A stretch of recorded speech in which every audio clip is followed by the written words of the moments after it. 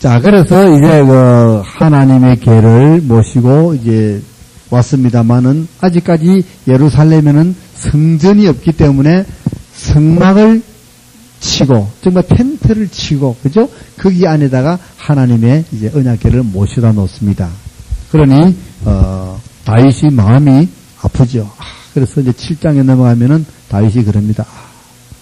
나는 이렇게 좋은 궁중에서 사는데 우리 하나님은 지금 저 밖에 바람 부는 저 휘장 속에서 계시구나. 참 다윗이 지금 마음이 참 착하죠, 그죠? 하나님. 즉 말해서 나는 좋은 40평, 50평짜리 아파트에 사는데 우리 부모님은 아주 판잣집에 산다 이 생각하고 면하고 가슴 아파하는 자녀들의 모습하고 똑같은 거예요. 똑같은 거예요. 이 말을 이제 나단이라는 선지자가 듣습니다. 다윗 진영에는 나단이라는 사람이 있어요. 나단은 선지자입니다. 나단 선지자는 궁중 선지자입니다. 궁궐. 그래서 늘 왕의 옆에서 하나님의 말씀을 전하고 왕의 잘못을 지적하고 하는 선지자가 나단 선지자입니다. 이 선지자는 크게 나누면 대중 선지자가 있어요. 대중 선지자. 그래서 사람들은 대중을 향하여 하나님의 말씀을 선포하는 자들이 있습니다. 그 가장 대표적인 선지자가 누굴까요? 엘리야와 엘리사. 물론 이제 사무엘도 그런 선지자 중에 한 사람이라고 할 수 있습니다. 물론 모세도 선지자죠. 그러나 그보다는 전문적인 선지자로서는 엘리야와 엘리사 이런 사람들이 대중 선지자입니다. 그런가 하면 이 나단처럼 궁중에서 전적으로 사역하는 사람들은 이제 궁중 선지자죠. 또 뒤에 이제 이사야나 예레미야나 에스겔이나 이런 다니엘 이런 사람들은 또 성경 책을 지은 저자로서의 선지자로 있습니다. 그래서 이런 사람들은 이제 그것도 문헌 선지자라 이래가지고 책을 지은 선지자 이렇게 색깔로 봅니다만은 이 나단 선지자는 궁중에서 왕 측근에서 왕에게 늘 헛된 길로 가지 않고 하나님의 법도에 따라서 정치할 수 있도록 옆에서 조언해주는 선지자가 나단 선지자입니다. 그 나단 선지자가 이제 들었어요. 다윗 왕이 참 나는 이렇게 좋은 집에 사는데 우리 하나님은 지금도 천막에서 사는구나 가슴 아파하면서 빨리 하나님 집을 지어드려야 되겠구나 하는 생각으로 말을 하니까 나단 선지자가 그 소리를 알아듣고 왕이요. 그러면은 왕의 좋을 대로 하십시오. 즉 말해서 뭡니까? 성전을 그럼 지으시면 되지 않겠습니까? 이렇게 이야기합니다. 근데 이 나단 선지자도 이제 다윗의 뭡니까? 아름다운 마음, 하나님을 사랑하는 그 마음만 보고 이 사람도 적극해서 그렇게 대답한 거예요. 만약에 성전을 짓는다, 안 짓는다는 것은 굉장히 중요한 사안이잖아요. 그죠? 성전 짓는 건 굉장히 중요하죠. 교회 건축한 게 한다 해도 중요한데 성전이 얼마나 중요합니까? 그런 중요한 사안 같으면 누구 결제를 맡아야 돼요? 회사에서도 그런 어떤 입안을 하면은 사장 결제를 맡듯이 이 선지자도 분명히 하나님의 결제를 맡아야 돼요. 그러세요. 왕의 뜻이 정그릇이다면 제가 하나님에게 하나님의 뜻을 구해보겠습니다. 이렇게 해서 이제 기도해가지고 하나님 다윗 왕이 저렇게 가슴 아파하면서 하나님이 지금 성막에 천막 안에 계신 것을 가슴 아파하니까 어떻게 성전을 짓도록 허락을 해주시죠. 그렇게 전할까요? 이렇게 물어야 되는데 이 사람도 적극적으로 그냥 하십시오 이렇게 해버린 거예요. 그러니까 이거 우리가 하나님에게 묻고 행한다는 것이 얼마나 중요한지 몰라요. 그래서 매사를 하나님께 물으라 그러잖아요. 오늘 저녁에 뭐 할까, 반찬 뭐 할까까지 물으세요. 다 물으세요.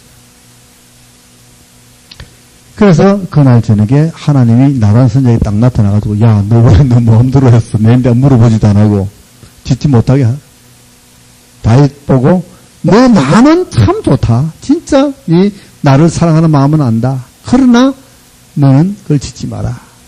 내가 언제 너를 애국에서 인도내에서 광야 생활하면서 이때까지 올 동안 내가 언제 한번 좋은 집에 살고 싶다고 너희들에게 말한 적이 있느냐? 없지 않느냐? 그러면서 너는 짓지 마라.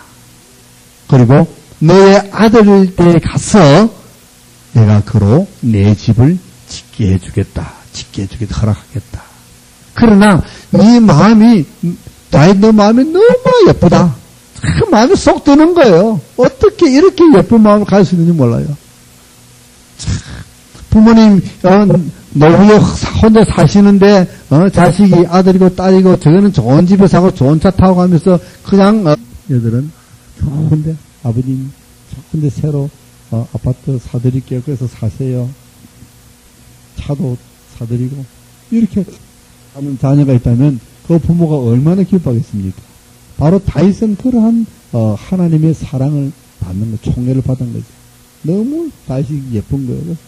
내가 내 집을 안 지어도 좋다. 그러나 나는 내게 이런 축복을 해주겠다. 그래서 앞으로 내 집의 가문은 영영이 멸망하지 않을 것이다. 너의 다윗의 왕가가 견고히 서게 해주겠다. 너희 후손들이 견고한 왕가를 이루어갈 수 있도록 내가 해주겠다. 그리고 너희 아들에게 가서 내가 내 집을 지켜주겠고, 너희 자손들이 아무리 범죄를 하더라도 내가 사울 왕에게서 내가 그 나의 은총을 빼앗았던 것처럼 그렇게 은총을 빼앗지 않겠다. 이 약속을 해주는 거예요. 이것은 뭡니까? 끝까지 다윗 왕조를 지켜주겠다는 거예요. 앞에는 사울왕이 잘못해가지고 하나님의 마음에 벗어났기 때문에 사울왕가를 끊어버렸잖아요. 그리고 다윗을 세웠잖아요. 그러나 이제는 다윗의 후손들은 다윗이 이렇게 예쁘니까 너희 자손들 절대 내가 끊지 않겠다.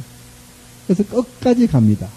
끝까지. 그래서 좀 있으면 이제 이 다윗 왕조가 끝나고 나면은 이제 남북 분열 왕조가 나오잖아요. 그때 되면 북쪽은 왕조가 바뀌고 끊기지만 남쪽은 다윗 왕조가 절대 끝까지 끊기지 않는 그 하나님의 신실한 약속을 우리가 볼 수가 있거든요. 그래서 내 자손이 내 아들이 잘못하면 내가 뭐라고 사람의 막대기와 참 하나님 말씀 잘하셨더라. 인생 채찍으로 길들여 주겠다 했어요. 무슨 말인가 그거? 지금 제가 읽고 있는 이것이 7장에 나오는 말이에요. 네, 7장 이것이 다윗 언약입니다. 굉장히 중요한 거예요. 지금 나단 선지자를 통해서 하나님이 다윗에게 지금 언약을 하고 있는 거예요. 이것이 다윗 언약입니다. 굉장히 중요한 거예요. 이거. 언약 중에서 3대 언약이 있는데 제일 처음에 언약이 아브라함과 하신 족장 언약이 있습니다. 창세기 15장과 17장에 나온 족장 언약이 있고, 그 다음 출애굽기 19장에서 24장에 나오는 언약이 있는데 이것이 시내산 언약 혹은 모세 언약이라고 합니다. 그래서 아브라함의 언약, 모세 언약, 그리고 이제 지금 제가 말씀드린 이 다윗 언약, 이 세 언약이 그냥 따로따로 된 것이 아니라 쭉 연결되어 승계되어 나가는 그런 언약이거든요. 이 세 언약이 이스라엘의 근간에 흐르는 맥이 되는 거예요. 이것을 통해서 하나님은 절대 이스라엘을 멸망시키지 않는 거예요. 그래서 지금 이 7장에 하는 이 이야기가 바로 그 이야기입니다.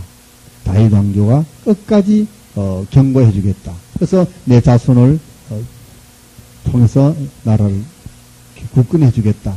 거기에는 그 자손 중에는 누구도 들어갑니까? 예수 그리스도가 들어가는 거예요.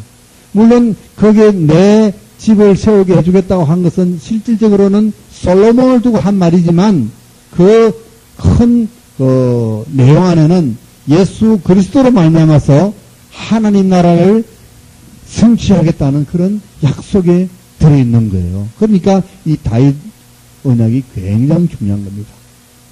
왜? 예수 그리스도는 누구의 혈통을 받아 내려옵니까?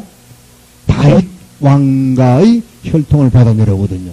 그래서 예수님은 왕으로 오시는데 다윗 왕가의 왕족으로 오시는 겁니다. 왕족으로. 자, 그래서 다윗은 하나님의 성전을 짓지는 못하지만 이미 점수는 왕창 땄어요. 그래서 사실은 이 다윗 후손들의 그 모든 하나님으로 받는 복은 누구로부터 오느냐면 다윗의 이 언약으로부터 오는 거예요. 그래서 참 조상 잘 만나는 것도 큰 복이죠, 그렇죠? 조상 잘 만나는 것도 잘 만나는 것도 큰 복입니다. 다윗의 후손들은 조상 덕을 보는 거예요. 특히 솔로몬 자기 아버지 덕을 톡톡히 보는 거예요.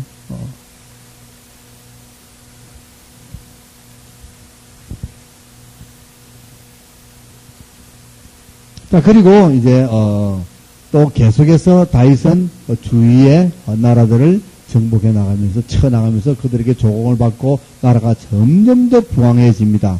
그래서 이 다윗 왕조 때에 이스라엘이 가장 영토가 넓었다 그래요. 영토. 그래서 에덴 동산이 어디에 있었을까라는 그러한 이야기를 이제 하는데 사실 에덴 동산은 어디 있는지를 잘 모릅니다. 그러나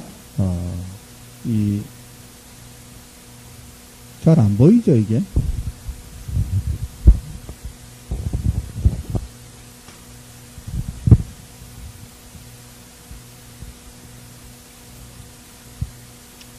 지중해고 여기가 이제 갈릴리 호수 사행 같으면 대개 우리가 이스라엘 땅을 북쪽에 제일 북쪽 지역의 끝단을 단이라는 도시고 제일 남쪽의 도시를 브엘세바라고 부릅니다.